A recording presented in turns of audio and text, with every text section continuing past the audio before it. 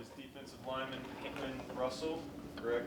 So Hammond, just give us a grade and analysis of how you did Saturday, how the defense did overall. What'd you think? How I did, I would say B plus. I had a few missed assignments, and I had a few mental errors that I had. I mean, I think the defense as a whole, I would say an A. We were flying around to the ball. Everyone was there was we had I don't think we had any loafs. No one was being soft, so I think we did a pretty good job playing the assignment and the scheme of Coach Alley. How would you explain the assignment and how different it is from what you've done? Is there a huge difference for a defensive lineman or being a D tackle or being a D tackle? Um, I would say it's not a huge difference. The difference is like the way you play it. I would say we're more of an attack, so we're attacking you more, and we're not really reading you. I would say for the defensive line, we're more of trying to make you play at the speed that we want you to play at, and we're dictating how the game is being played.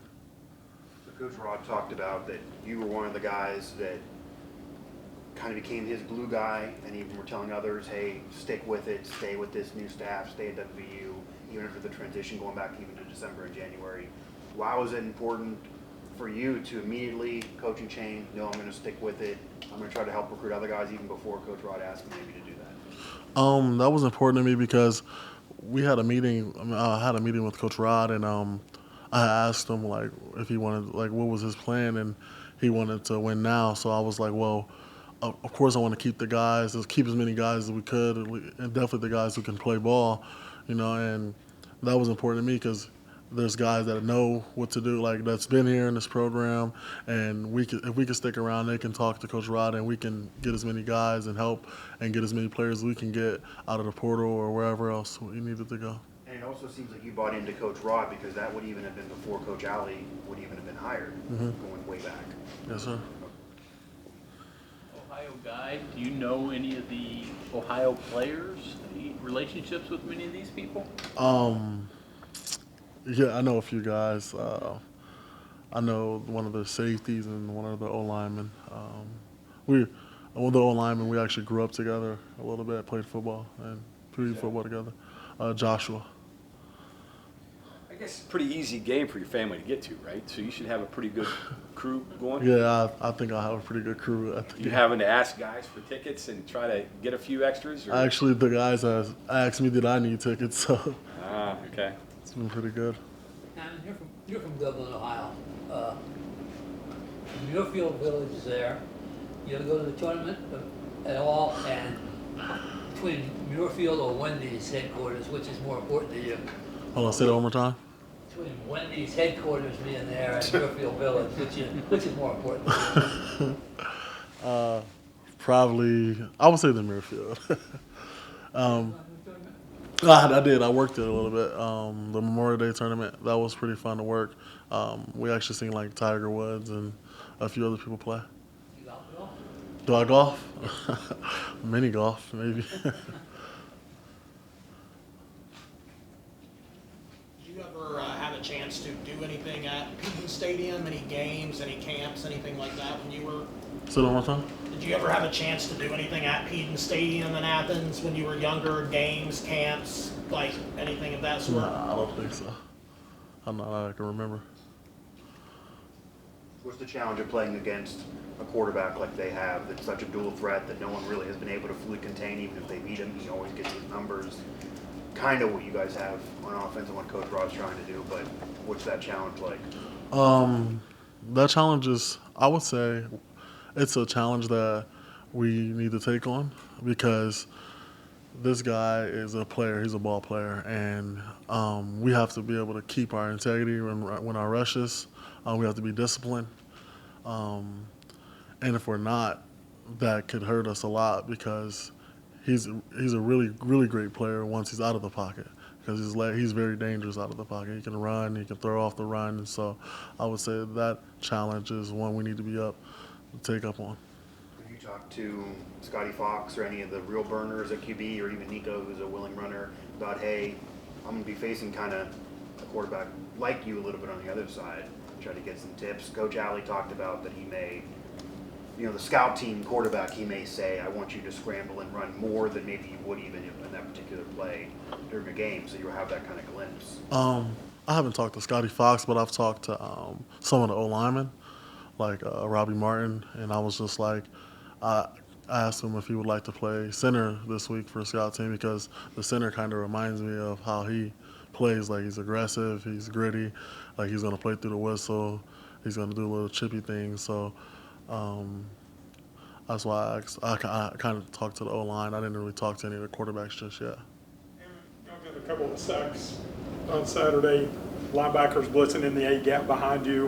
When you know those calls are coming, does that give you a thing, hey man, I know if I can occupy two, if I can get a chip or whatever, I can clear a path for those guys that I know are on my heels?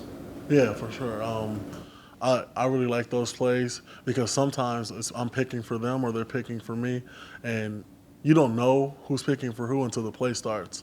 And when it happens, like, it's a really quick reaction, but it excites me a lot sometimes. Yeah. Anything better though than a nose tackle getting a sack? Nah, maybe a pick.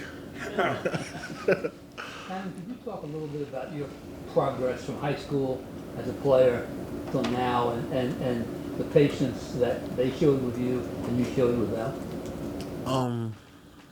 You talking about like the coaching style, like? They talk about you staying, let's say, with Rich Rod, but you stayed and put in your time here. So you're talking, okay. Yeah, it was different, because in high school I came in as a quarterback, and then I never had played a defensive snap at all up until my sophomore year of high school. And then, I got better each year in high school. And then coming into college, it was like everything was brand new, because all I knew in high school was to run straight. So once I got to college, then I learned how to strike, and I would say they took their time with me. And then every year I progressed. I mean, I had missed my redshirt freshman year with a concussion, but then I came back the next year and I got some snaps and got my feet wet, and then I kept playing.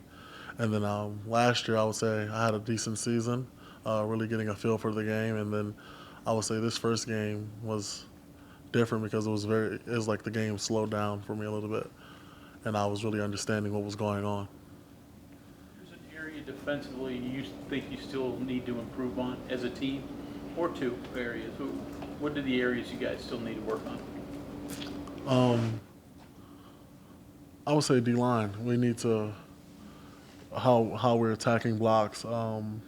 We're still sometimes you can see, like in the film, we're still stepping and not jumping out of our hips sometimes, and keeping not disengaging blocks fast enough while staying in our gaps, having good gap integrity. So I would say that's an area that we need to focus on a little bit more. Hammond, you said you missed 2022 because of a concussion? Yeah, I broke my foot in the spring, and then I had 2 concussions in the. You have a foot, you know when that's right. Like, you can do stuff and the cast comes off and all that, but concussion's totally different. And those are very different rehabs, different patients, I guess, too. How did you get through one where you know right away and the other one where it's not up to you, really? The concussion was, the foot was different, because I was still able to walk, but I was just lifting, so I was just like, all right, well, I see my teammates out, because we lift in the weight room, and they were working out on the game field, and it was really easy. Like, okay, I just need to get back there. But once the concussion had happened, that was a little hard, because I was seeing a neurologist, and I didn't know when. Like, sometimes I'd wake up and it would be really hard, and I was just like out of it. So I would say that was a hard time for me. How big were you as a quarterback in middle school or whatever? If you were did you just grow a lot in high school, or were you a big quarterback? Um,